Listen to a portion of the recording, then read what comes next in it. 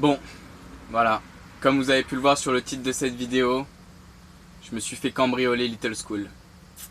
Allez-y, allez-y. Sortez les violons.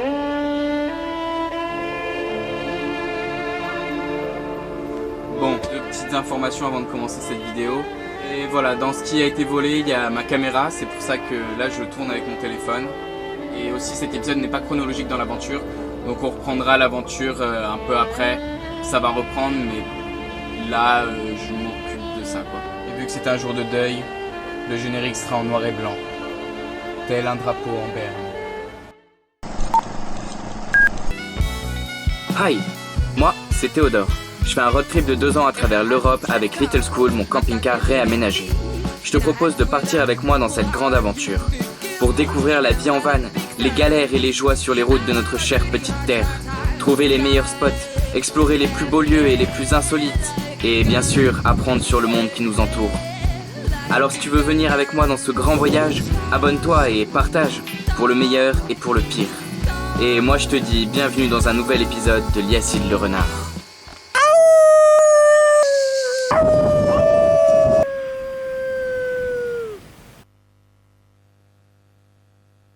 J'étais à Florence avant-hier, parti tranquillement faire la fête le soir.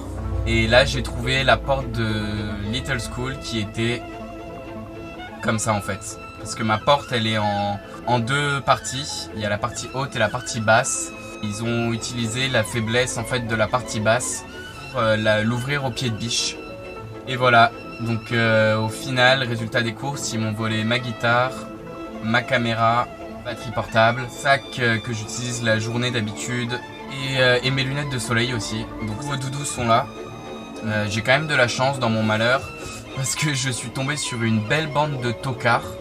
Parce que ils ont pas volé énormément de choses en fait qui étaient juste devant eux. C'est que dans le placard où ils ont volé donc mon sac, déjà ils ont vidé le sac hein, parce que j'ai retrouvé les stylos, une partie, donc dedans ils ont gardé le couteau suisse, ma pompe à vélo et une chambre à air, alors qu'à l'intérieur il y avait un sac waterproof dans lequel il y avait un objectif d'appareil photo, et ça ils l'ont sorti du sac et ils l'ont pas pris. Et dans ce même placard, il y avait aussi l'appareil photo et mon ordinateur. Et ils ont pris un sac de randonnée. Enfin, il a décidé de garder la pompe à vélo. Et l'autre, il a piqué mes lunettes de soleil, mais elles sont adaptées à ma vue. Il y a vraiment, mais quelle bande de débiles quoi. Ils avaient mon ordinateur, mon appareil photo, mais face à eux. Et ils ont tout retourné et ils les ont pas pris. Et franchement, un peu plus, et ils piquaient le liquide vaisselle et ma brosse à dents. Hein. Enfin, je pense que j'ai été cambriolé par Simplet et Mickey, j'en sais rien. Oh, alors Simplet, qu'est-ce que tu prends? Le sac ou l'ordinateur? Moi j'aime bien le sac. Ah bah, si toi tu prends le sac, moi je prends les lunettes qu'on peut pas voir avec. Ah, tu les mets et hop, tu vois plus rien. C'est génial, non? Et maintenant les enfants, qu'est-ce qu'on prend? La pompe à vélo ou l'appareil photo? La pompe à vélo ou l'appareil photo? Mais oui, c'est ça, la pompe à vélo. Ah, non, ne touche pas à ça, Simplet. C'est un livre, après tu peux apprendre des choses dedans et même faire quelque chose de ta vie. Je dis que c'est une belle bande de bolosses et une belle bande de tocards. Mais en attendant, cette bande de tocards, ils ont ma caméra, ma guitare, mes lunettes, ma batterie portable, mon sac. Ça m'embête quand même beaucoup quoi. Surtout que là voilà, je vous fais la vidéo avec le téléphone. Mais honnêtement, je sais pas si... Enfin, je vais continuer à faire des vidéos, mais... Là ça me dégoûte, j'ai pas du tout les moyens de me racheter une caméra. Donc voilà, donc je vais vous montrer les réparations et après je vais vous montrer un peu ce que j'avais fait pour la sécurité quand même. Parce que c'était quand même pas mal du tout, ils ont vraiment exploité le plus gros point faible qu'il y avait. J'espère que ça va pas être comme ça toutes les 2 semaines. Hein. 2 semaines de voyage, je perds une roue et 1 mois plus tard je me fais cambrioler.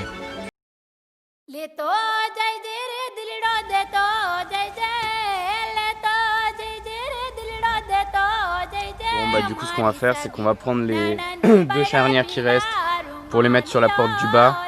Et j'ai acheté 2 nouvelles charnières pour les mettre sur la porte du haut. Alors les nouvelles charnières qu'on va mettre c'est ça. Parce que comme vous avez pu le voir, il a fallu que j'aille en France pour trouver une jante. Les pièces sont très compliquées à trouver. Du coup maintenant il va falloir percer sur les marquages.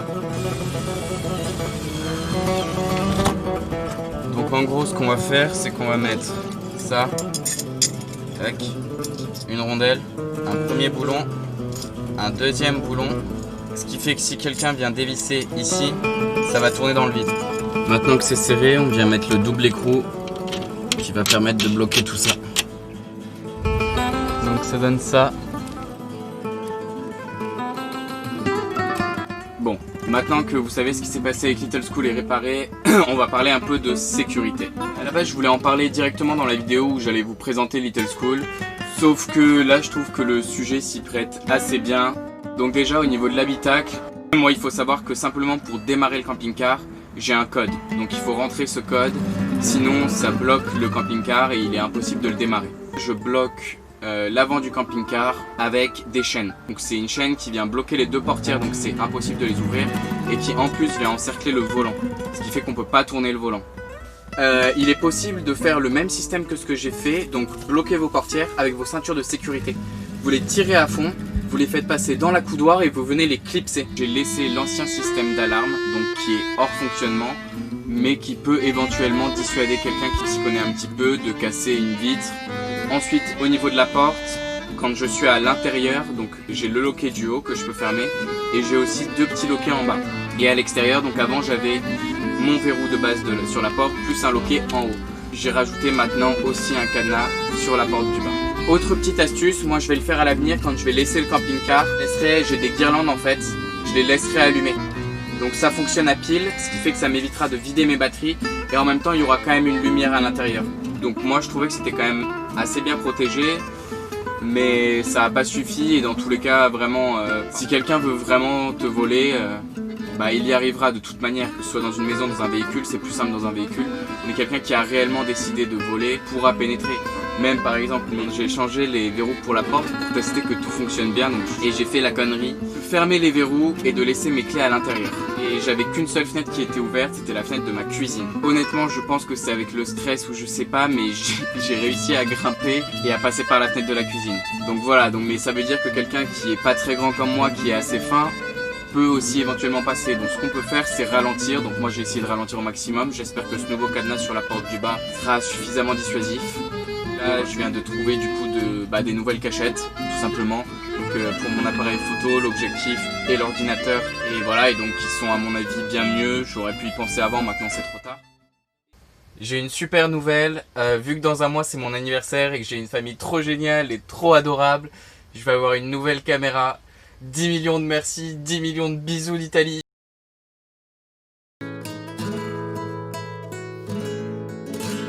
Franchement, même si Little School est réparé maintenant, j'avoue que je suis dégoûté. J'aimerais juste pouvoir retourner dans le temps.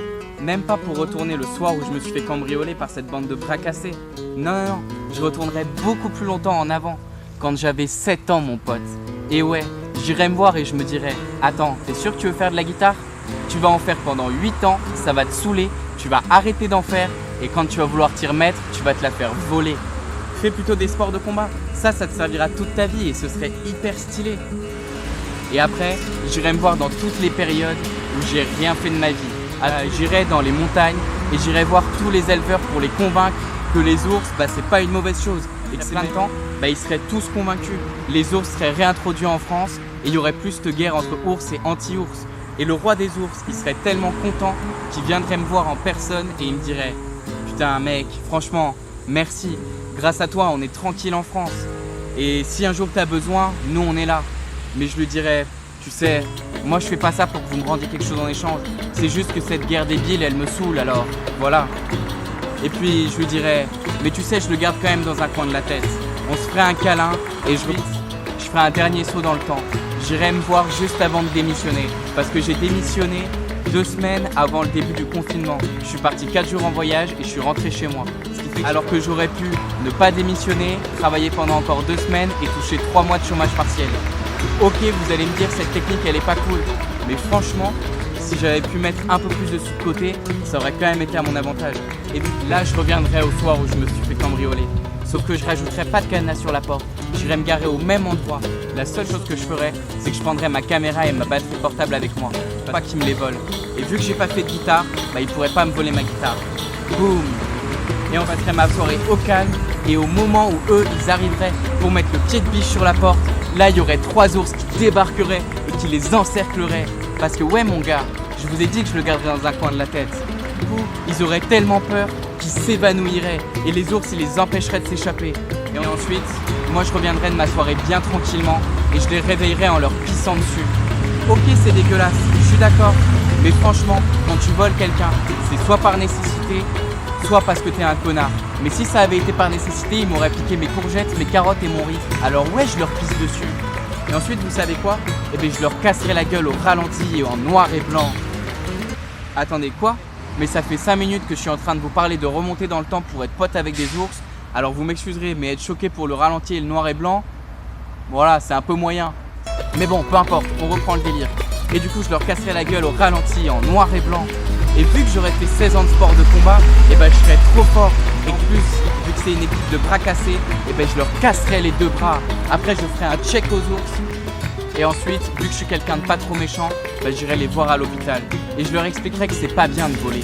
C'est vraiment mal. Vu que j'aurais convaincu les agriculteurs, je serais devenu un super orateur, et ben, ils seraient hyper convaincus. Et là, ils se diraient, mais waouh, il a trop raison ce gars, il est trop cool. Mais par contre, nous, qu'est-ce qu'on va faire maintenant avec nos 2 bras cassés? Mais moi, je leur dirais, moi, je sais ce que vous pouvez faire. Parce que pendant que vous étiez assommés et que vous dormiez, vu que j'avais pris ma caméra, eh ben, j'ai tout filmé. Alors avec ça, vous pouvez faire une putain de propagande anti-cambriolage. Et ça ferait tellement le buzz, ça partirait à l'échelle internationale. Et là, plus de cambriolage de véhicules dans le monde entier. Et ouais, mon gars. Et moi, qu'est-ce que je ferais après ça? Bah franchement, avec les sous que j'aurais mis de côté pendant le confinement, bah je m'achèterais une guitare et je commencerais à prendre des cours.